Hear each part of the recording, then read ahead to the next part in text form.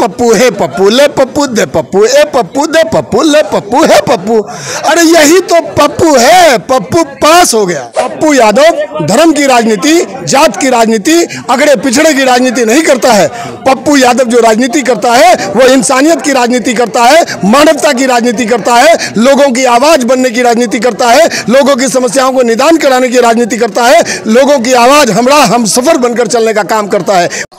Live news, खबर तो पक्की है। नमस्कार, मैं शंभू कुमार, आप देख रहे हैं लाइव 24 न्यूज। मैं भी पूर्णिया में हूँ और पूर्णिया में मेरे साथ हम आज खाने पे रिपोर्टिंग कर रहा हूँ। आप चाय पे रिपोर्टिंग सुनते होंगे, लेकिन आज हम खाने पर रिपोर्टिंग दिखा रहे हैं और मेरे साथ अली खान साहब जुड़ रहे हैं, उनसे हम बात करेंगे। क्योंकि पूर्णिया जो है पूरे भारत में एक हॉट सीट बन गया है। लोग कह रहे हैं कि पूर्णिया एक ऐतिहासिक रिजल्ट देगा, ऐतिहासिक कदम होगा और पूरे भारत से यहाँ पर पूर्णिया में लोग जुट रहे हैं।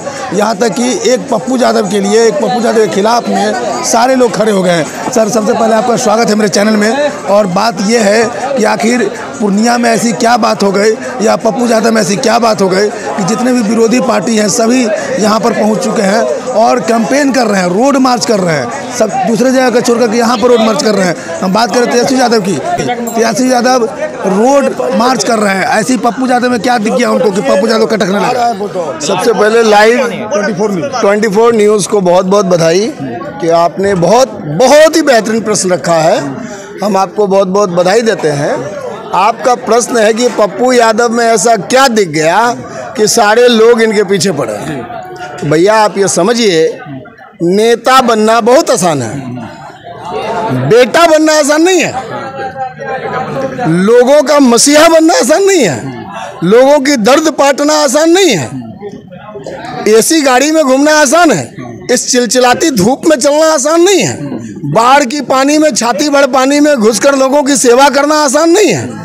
कोरोना जैसे काल में जब माता बाप बेटा का, बेटा बाप का, भाई बहन का, बहन भाई का, भाई भाई का नहीं था, उस समय लोगों की आंसू पोंछने का काम पप्पू यादव कर रहे थे।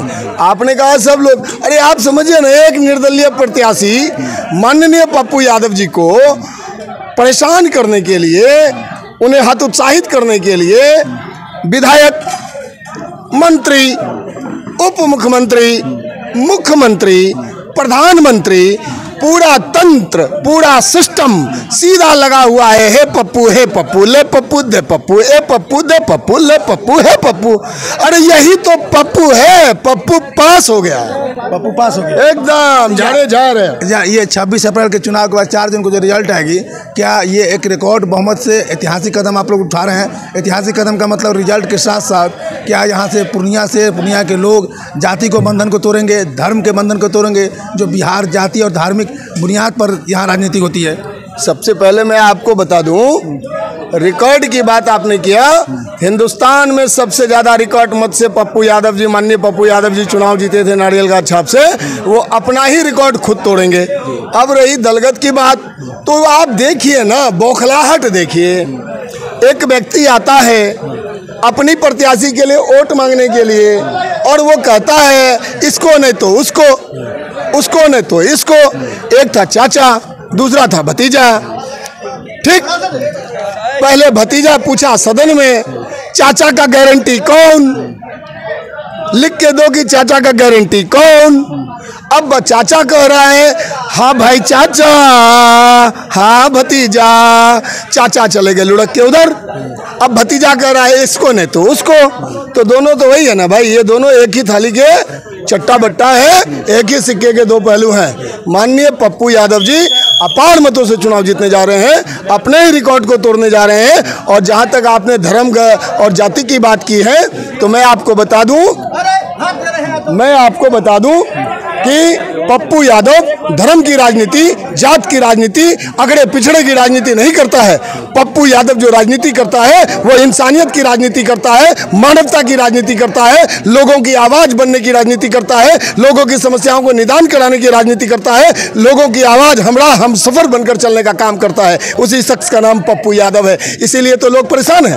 आपको बता दें, आप देखिए यहाँ जितने पप्पू यादव जी के कार्यकर्ता हैं उतनी तो तेजस्वी जी या और किसी की सभा में भीड़ नहीं लगती। माननीय पप्पू यादव जी आदरणीय लालू यादव जी को अपना अभिभावक मानते हैं, अपना अभिभावक समझते हैं और समझते रहेंगे। और तेजस्वी बाबू जो है, तेजस्वी यादव माननीय पप्पू यादव जी के छोटे भाई थे, छोटे भाई हैं, छोटे भाई रहेंगे। अब वो क्या बोल रहे हैं, नहीं बोल रहे हैं, ये उनका व्यक्तिगत बयान हो सकता है। मैं इस बातों पर चर्चा नहीं करना चाहता। चलिए लास्ट सवाल करेंगे आपसे। सवाल ये है कि जब तेजस्वी यादव कल भाषण दे रहे थे तो सिर्फ इंडिया नहीं तो एनडीए, इंडिया नहीं तो एनडीए, उनको पता है कि यहाँ पप्पू यादव की एक लहर है, लेकिन क्या उनको पप्पू यादव के नाम लेने से भी डर लगता है, या पप्पू के नाम में सरनेम यादव है, इस बात से उनको डर लग रहा है कि हमारे लिए कांटे साबित हो जाएंगे भविष्य में? 2025 का जो विधानसभा चुनाव होगा, अगर पप्पू यादव यहाँ से जीत जाते हैं तो सीमांचल क्षेत्र प्रभावित हो जाएगा विधानसभा चुनाव। देखिए, मैंने अभी कहा कि आदरणीय लालू यादव जी को पप्पू यादव जी सब दिन अपना अभिभावक समझे थे, समझे हैं और समझते रहेंगे। माननीय पप्पू यादव जी कभी नहीं कहा कि वो महागठबंधन से बाहर है।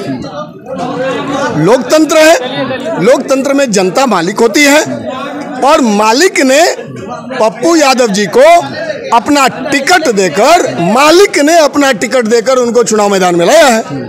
अब अगर ये माननीय तेजस्वी यादव जी, माननीय पप्पू यादव जी ने हमेशा आदरणीय तेजस्वी यादव जी को अपना छोटा भाई की तरह देखा है और देखते रहेंगे। आप मुझे एक बयान बता दीजिए जिसमें तेजस्वी यादव जी के बारे में माननीय पप्पू यादव जी ने कुछ कहा है। हमेशा छोटा भाई कहा है। अब तेजस्वी यादव जी इधर नहीं तो उधर जो आप कह रहे हैं, इंडिया नहीं तो एनडीए, एनडीए नहीं तो इंडिया, तो वो चुनाव कहाँ पर लड़ रहे हैं? ये बौखलाहट है और फ्रस्ट्रेशन में आ गए तेजस्वी। इसे कहते हैं उम्र का दोष। अभी मैच्योरिटी नहीं है तेजस्वी यादव जी में। चलिए आप खाना भी खाइए, आपको थोड़ा डिस्टर्ब कर रहे हैं। यहाँ पर कुछ और लोग हैं, उनसे बात करेंगे। क्या नाम है आपका? इश्तियाक अहमद। यहीं से जी, पूर्णिया से। एक लाइन में बताइए, पप्पू यादव जीतते हैं तो क्या रिकॉर्ड होगा? फुल रिकॉर्ड से जीतेंगे जी। इंडिया में एक रिकॉर्ड बनने जा रहा है पूरा। क्या नाम हुआ आपका? देखिए, अरशद अली नाम हुआ। क्या कहेंगे? पप्पू यादव जी भारी बहुमत से जीत रहे हैं। हम लोग तो नारियल छाप से जब पूर्णिया में लड़े थे तो सुनने में आया था कि बहुत ज़्यादा रिकॉर्ड तौर से जीते थे, और उसका पार्ट 2 होने जा रहा है। पार्ट 2 होने जा रहा है। इस बार हम लोग देखेंगे। पिछले बार का हम लोग सुने थे, इस बार हम लोग देखेंगे भारी बहुमत से रिकॉर्ड, खुद का रिकॉर्ड तोड़ेंगे वो। चलिए एक लाइन आप बोल दीजिए, एक लाइन बोलिएगा। पप्पू यादव को लोग क्यों पसंद कर रहे हैं? पप्पू यादव को इसलिए पसंद करते हैं कि पप्पू यादव पप्पू है, और फिर उनका तेजस्वी जी काहे परेशान कर रहे हैं? समझ में ना आ रहे हैं उनको कि गरीबों को बेटा है और सबका दुख सुख में रहने वाला वो जो है उन्हीं को ना जनता चाहेगे। फिर जान के इतना काहे कर रहे हैं? हम पूछते हैं एम समीकरण जो है, एम समीकरण अब देख रहे हैं कि पप्पू यादव को ओर जा रहा है, तो फिर काहे इतना हेलीकॉप्टर पूर्णिया में उड़ा रहे हैं? तेरी का वाला भैया सुनिए ना, नेता वाला काम जो है ना पूरा बिहार में सिर्फ और सिर्फ पप्पू यादव कर रहा है। इसी बात का जो है नेताओं को डर है कि हम एसी में कैसे बैठेंगे, एसी वाला गाड़ी में कैसे घूमेंगे, हमारा राजनीतिक खतरा में आ गया है। इसीलिए पप्पू यादव से डर हो रहा है सबको। जनता का असली सेवक है पप्पू यादव, जो जनता का दिन रात सेवा करता है। इसी बात का डर है और नेताओं को।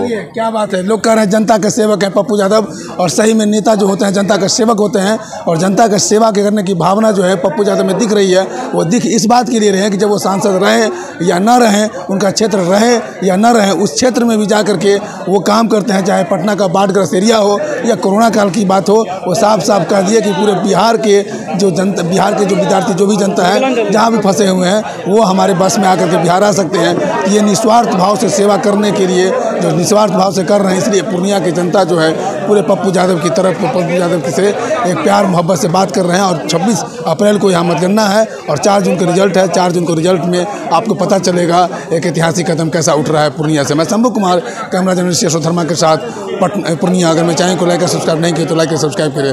Thank you so much. Live news, खबर तो पक्की है।